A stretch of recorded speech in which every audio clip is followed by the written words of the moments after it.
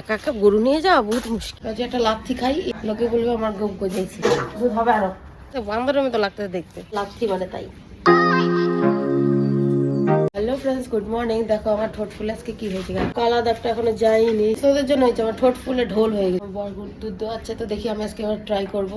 একটা লাথি খাই, এই পাশে একটা লাথি খাই ফুলাই দেবো, এই পাশে কালা হয়ে যাবে, ওকে বলবে আমার গোপ গজাইছে। বর্ডের গরুর পাওয়া দাওয়া হয়ে গেছে, এই কারণে আমি দুধ দোয়াই না, লাথি মানে তাই, না তো কোনো ব্যাপার না।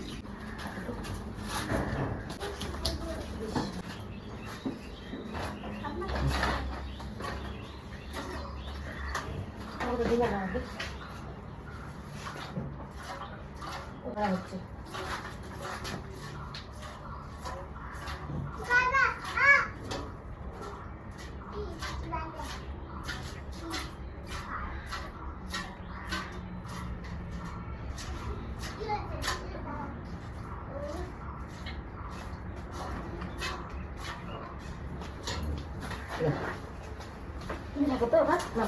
দুধ হবে আরো। এটাই সমস্যা আমাদের গরুর, বারবার খুলে যায়, দোয়ানো যায় না। তো তোমাদের কথা একবার দোয়াইলাম। হ্যাঁ, ঠিক আছে।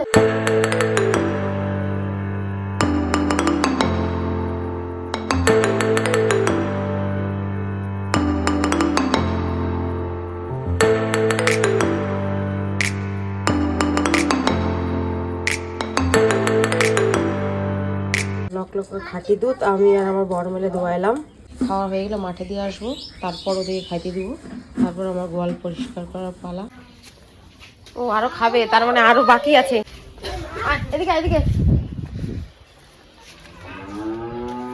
তুই চিল্লা, তোকে রাইসে দেবো। আয় আস্তে আস্তে আয়, চল না। আয় আয়, এই এদিক ওদিক মুখ দিস কেন? সিধা সিধা সিধা সিধা সিধা সিধা সিধা সিধা সিধা। সত্যি একা একা গরু নিয়ে যাওয়া বহুত মুশকিল। আয় আয় আয়, সিধা চলে আয়, সিধা আয় সিধা আয় আয় আয়। মানে পিছন দিক দিয়ে আনলে এই সমস্যা, যা গাছ থেকে তাই খাওয়া শুরু করে। চল, মাঠে ঘাস খুব একটা নাই তো, ওই আমার ঠোঁটটা যে ফুলে গেছে, বান্দরের মতো লাগতেছে দেখতে। আয় আস্তে আস্তে আয়।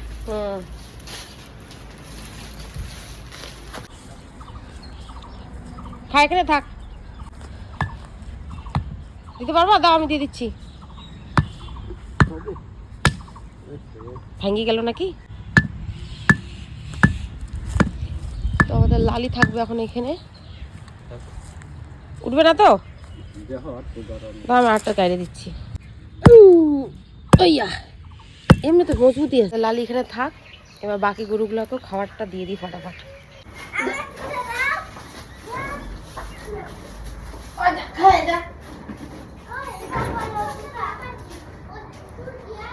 চলো, আমাদের শান্তির জন্য খাবার একদম রেডি হয়ে গেছে।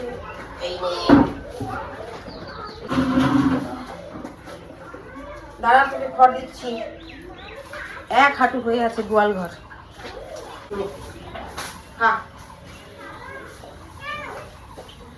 অবস্থা দিয়ে দিছি, ওই পাশটা পোষা করে শুধু দুজনকে দিয়ে দিছি। আর এই জায়গাগুলোর অবস্থা দেখো, এটা এখন পোষা করতে আমার 1 ঘন্টা টাইম লাগবে। দেখো তো ওটা গোয়াল ঘরের অবস্থা। কালকে বর আরও ওই যে শান্তিকে এগুলো পাইতে দিছে, আর আমাদের সুন্দরীকে আরও কাচরা বাইরে গেছে। পোয়াল ঘর আমার একদম পরিষ্কার। আর দেখো আমাদের শান্তি কি সুন্দর গোটা পোয়াল খাচ্ছে। ওই কোনার মধ্যে ওকে দিয়ে দিই, তারপর যখন সম্পূর্ণ শেষ করে তারপরে দিই, তার আগে দেই না। যাই হোক, আর বকাবকি না, কোনো শাস্তি না। আর আমাদের চঞ্চলা তো অতি ভালো।